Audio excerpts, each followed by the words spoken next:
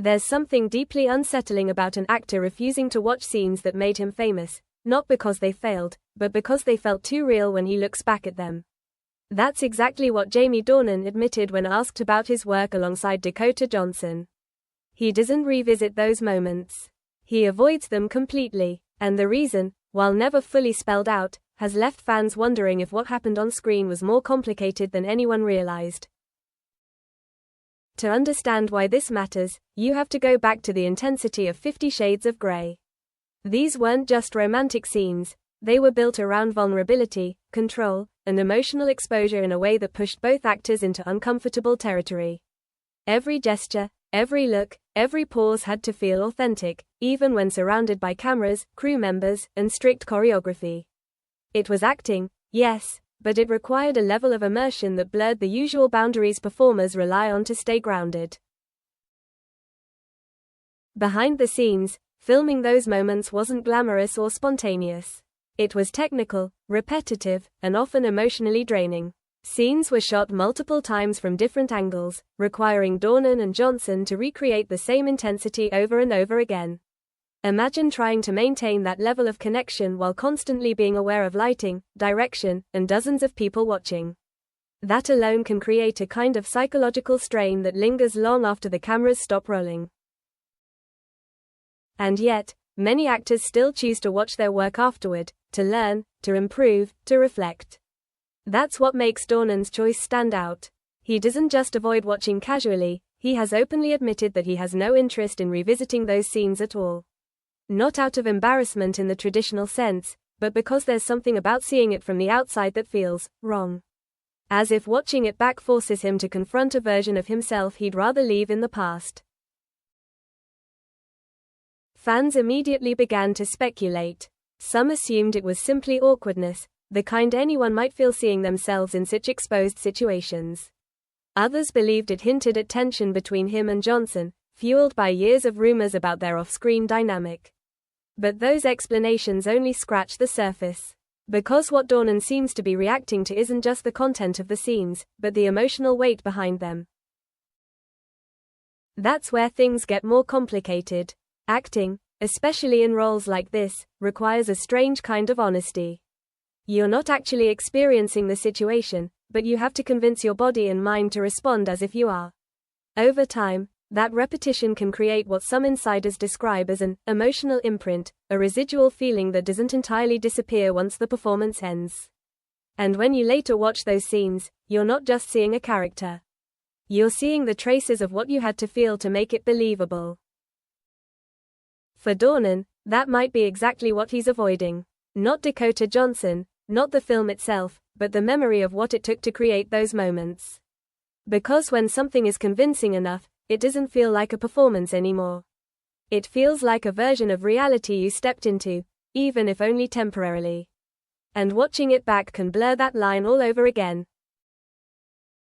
There were also external pressures that made the situation even more intense. The films were heavily scrutinized, both praised and criticized for their portrayal of intimacy. Every scene was dissected by audiences, media outlets, and critics, turning private performances into public conversations. That kind of attention can amplify any discomfort, making it harder to separate personal experience from public perception. And through all of this, Dornan remained relatively reserved. He didn't offer dramatic explanations or shocking confessions. Instead, he gave just enough insight to suggest that his decision wasn't casual, it was intentional. A boundary, perhaps, between who he is and what he had to become in those scenes. And that boundary tells us something important. Sometimes, the hardest part of acting isn't doing the scene. It's living with it afterward. As the conversation deepened, what initially sounded like a simple personal preference began to reveal something far more layered. Because in an industry where actors are constantly reviewing their performances, studying their expressions, and refining their craft, choosing not to look back at such defining scenes isn't just unusual, it's telling. It suggests that for Jamie Dornan, the issue isn't about technique or critique, but about something internal, something that doesn't translate comfortably once it's removed from the moment it was created. There's a concept often discussed quietly in acting circles, the idea of emotional residue. It's what remains after a performance that demands more than surface-level expression. When an actor fully commits to a role, especially one built around intimacy, control, and vulnerability, they don't just simulate feelings. They access something real enough to convince both themselves and the audience. And while that intensity is what makes a performance believable, it can also leave behind traces that are difficult to revisit later. For someone like Dornan, watching those scenes might not feel like observing a finished product. It might feel like re-entering a state of mind he had to carefully step out of. The camera captures everything, not just the physical performance, but the subtle emotional shifts that made it work.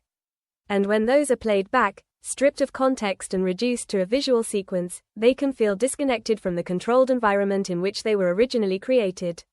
That disconnect can be deeply uncomfortable, especially if the emotions involved were more authentic than expected.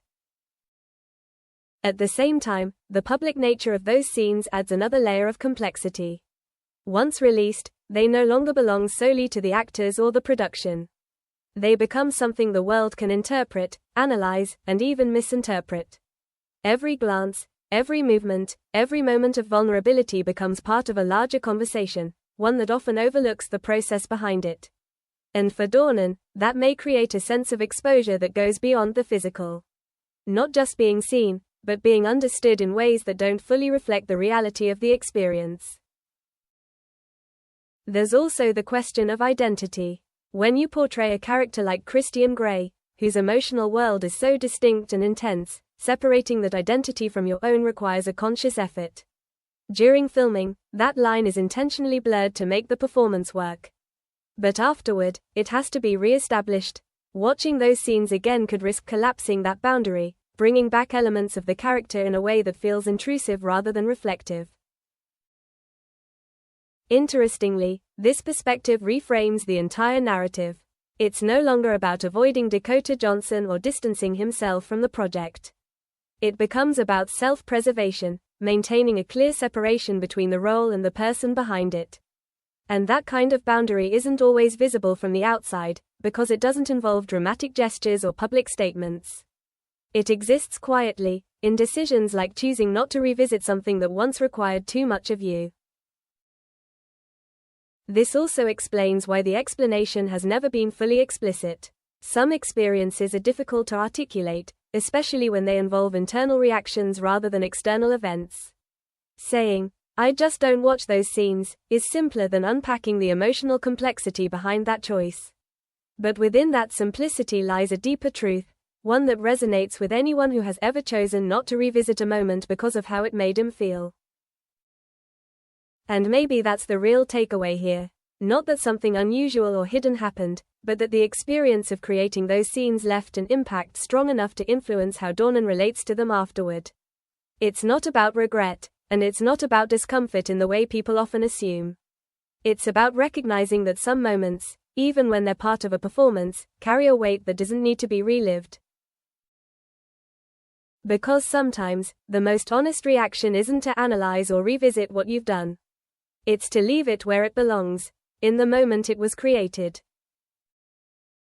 Because sometimes, the most honest reaction isn't to analyze or revisit what you've done. It's to leave it where it belongs, in the moment it was created. Because sometimes, the most honest reaction isn't to analyze or revisit what you've done. It's to leave it where it belongs, in the moment it was created. Because sometimes, the most honest reaction isn't to analyze or revisit what you've done. It's to leave it where it belongs, in the moment it was created.